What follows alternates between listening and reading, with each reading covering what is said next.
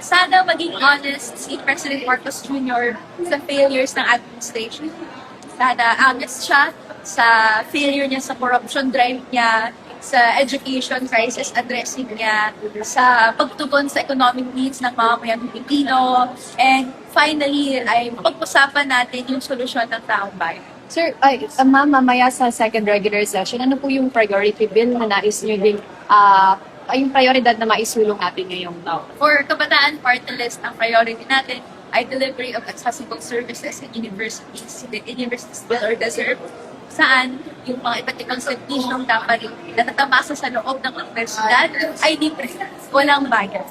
Yun yung tutulak natin alongside with our education bills na hindi po nagtutulak ng current administration na ang priority sa education setup ay i-commercialize at i-privatize. Ma'am, since simple yung team natin yun, lagi inaabangan din yung outfits nyo every year sa SONA. Ano po yung sinisimbolize ng outfit natin if meron ka? Simple naman lagi yung ating panawagan.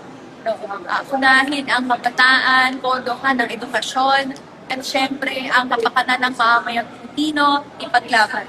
Reflecting po nito sa outfit ng kabataan na protest art sa punot dulo na gusto natin avenue yung binibitbit natin panawagan ang State of the Nation address.